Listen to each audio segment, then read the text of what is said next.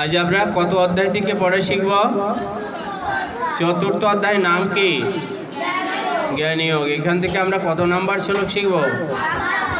5 নম্বর শ্লোক। কে বলেছেন? আমরা শব্দগুলো জেনে নিই। বহুনিমে ব্যতীতানি জন্মানি তব চ অর্জুন তান্যহম বেদ সর্বাণি নো তম বেদ পরম তপ। বহুনিমে ব্যতীতানি জন্মানি তব চ অর্জুন তান্যহম বেদ সর্বাণি নো তম বেদ পরম তপ। আমরা এখন অনুষ্ঠান ছন্দে পাঠ করব। বহুনিমে ব্যতীতানি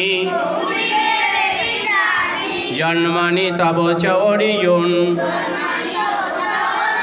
তান্যহম বেদ সর্বাণি নো তম বেদ পরম তপ।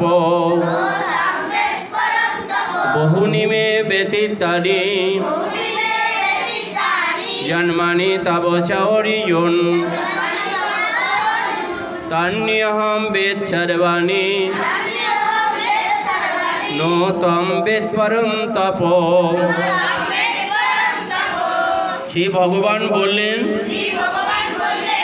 হে পরম তপ অর্জুন, আমার এবং তোমার বহু জন্ম অতীত হয়েছে, সে সকল আমার মনে আছে, কিন্তু তোমার মনে নাই।